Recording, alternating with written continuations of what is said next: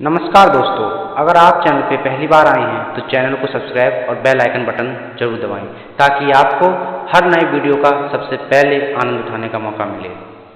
यह कहानी गांव के एक छोटी सी गली में बने उस पुराने मटमैले घर के कोने में बैठी राधिका खिड़की से बाहर झांक रही थी। उसके सामने हरे भरे खेत फैले थे, जहाँ हल्की बारिश की बूंदें मिट्टी की खुशबू में घुली हुई थी। उसकी आंखों में एक अनजानी सी उदासी थी। हर रोज की तरह आज भी उसने वही पुरानी लाल साड़ी पहन रखी थी जो उसकी माँ ने शादी के समय उसे दी थी, लेकिन उसकी आंखों की चमक अब वैसी नहीं थी जैसी पहले हुआ करती थी।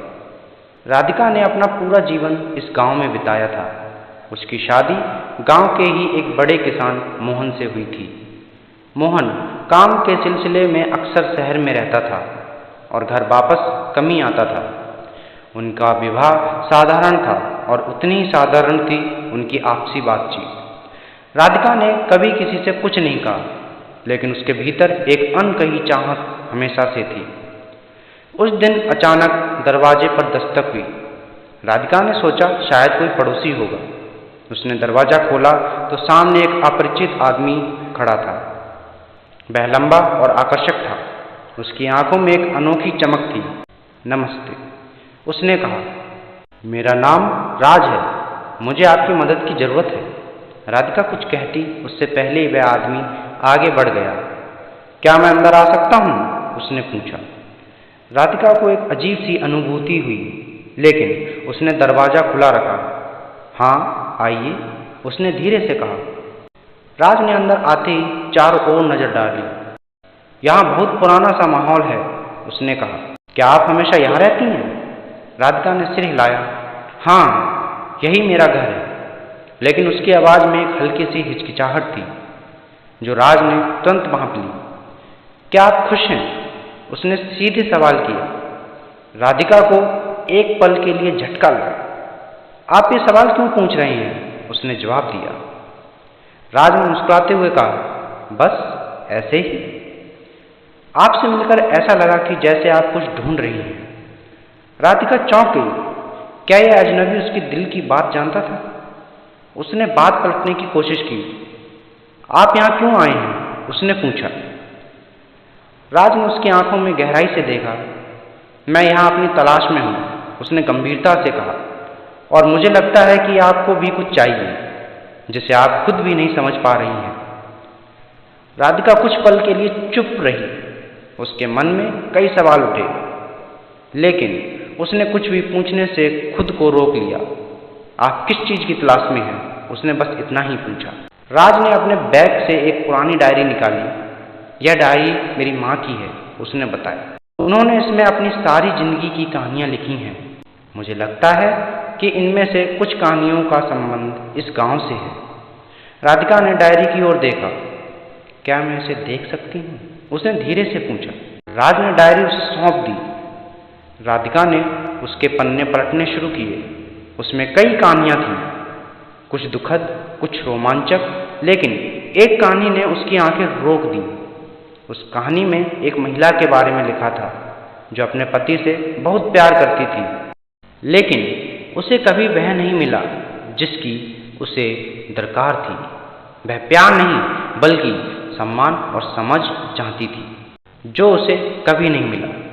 राधिका ने कहानी पढ़ते हुए खुद को उस महिला की जगह पाया।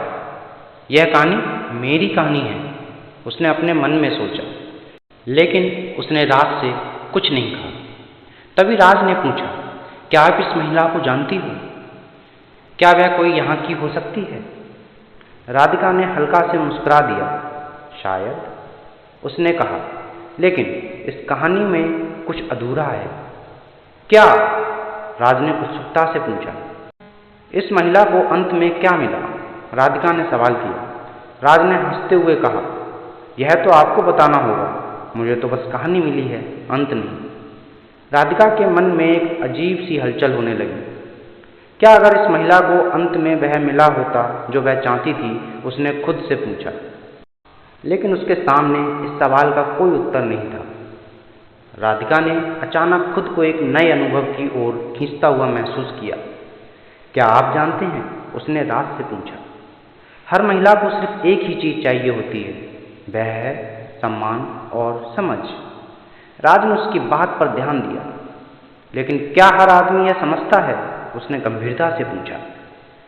राधिका ने एक लंबी सांस ली। नहीं, उसने धीरे से कहा, शायद इसलिए ये कहानी अधूरी है। राज ने डायरी वापस ली और उसमें कुछ नोट्स बनाए। शायद मैं इस कहानी का अंत लिख सकता हूँ, उसने कहा। लेकिन कैसे? राधिका ने पूछा। राज ने उसे देखा और कहा, वह आप पर निर्भर करता है। क्या आप चाहती हैं कि इस कहानी का अंत सुखद हो? राधिका ने कुछ देर सोचा और बोली, हाँ, मैं चाहती हूँ कि इस कहानी का अंत सुखद हो। राज ने मुस्कुराते हुए कहा, तो फिर इस कहानी का अंत आप ही लिखेंगी। राधिका ने हंसते हुए कहा, लेकिन मैं एक लेखिका नहीं हूँ। आपकी जिंदगी आपकी सबसे बड़ी कहानी है, राज ने उत्तर दिया, और आप ही उसकी लेखिका हैं। राधिका को अब समझ आने लगा था कि वह क्या चाहती थी। उसने फैसला किया कि वह अब अपने जीवन को अपनी शर्तों पर जिएगी, ना कि समाज के बनाए गए ढांचे के अनुसार। वह अब अपने मन की सुनेगी और वही करेगी जिससे उसे खुशी मिलेगी। राज ने उसे अलविदा कहा और वहाँ से चला गया। लेकिन राधिका के दिल में उसने एक नई सोच जगा दी थी। वह सोच जो अब उसे अपने जीवन में एक नई दिशा देने के लिए प्रेरित कर रही थी। राधिका ने तय किया कि वह अपने पति से खुले दिल से बात करेगी और उसे बताएगी कि वह क्या चाहती है। उसने मन ही मन सोचा कि अब वह अपनी खुशी और सम्मान की चाह को और नहीं दबाएगी। अगली बार जब मोहन घर आया तो राधिका ने उसे साफ शब्दों में बताया कि उसे क्या चाहिए। उसने कहा, मैं तुमसे प्यार करती हूँ, लेकिन मुझे तुमसे कुछ और भी चाहिए। मुझे तुम्हारा सम्मान चाहिए, तुम्हारी समझ चाहिए। मैं चाहती हूँ कि तुम मुझे उसी तरह समझो और प्यार करो जैसे मैं तुम्हें करती हूँ। मोहन ने उसकी बात सुनी और उसे अपने दिल से लगा लिया। मुझे माफ़ करना राधिका, उसने कहा। मैंने कभी यह नहीं सोचा था कि तुम इतनी उदास हो। मैं वादा करता हूँ कि अब से मैं तुम्हें वह सब दूंगा जो तुम चाहती हो। राधिका ने मोहन को गले लगाया और उसकी आंखों में खुशी के आंसू आ गए। उसे लगा कि अब उसकी कहानी का अंत सुखद हो रहा है। लेकिन ये अंत नहीं था, बल्कि एक नई शुरुआत थी। अब वह हर दिन अपने जीवन को नए सिरे से जी रही थी। उसने खुद को फिर से खोजा और पाया कि उसे खुद पर गर्व है। उसे अब अपनी कहानी का अंत लिखने का अधिकार मिल गया था। अध्याय समाप्त होता है, लेकिन कहानी नहीं। इस कहानी के बाद राधिका के जीवन में नई उम्मीद की किरण फूट चुकी थी। उसने सीखा कि उसे किसी और से नहीं बल्कि खुद से सबसे ज़्यादा उम्मीद रखनी चाहिए। उसने खुद को बेहतर समझने की कोशिश की और अपने सपनों को पूरा करने की ठानी। उसने अपना जीवन खुद के लिए जीना शुरू किया और इसके साथ ही उसने अपनी कहानी को भी नया मोड़ दिया। यह कहानी बताती है कि हर महिला को केवल प्यार ही नहीं बल्कि सम्मान और समझ भी चाहिए। यह कहानी इस बात की मिसाल है कि एक महिला तब तक अधूरी रहती है जब तक उसे उसका हक नहीं मिलता। लेकिन जब वह खुद अपने जीवन की कहानी लिखने का फैसला कर लेती है तो कोई भी बाधा उसे रोक नहीं सकती। और यह कहानी यहाँ ख़त्म होती है, लेकिन राधिका की कहानी यहीं से शुरू होती है। धन्यवाद।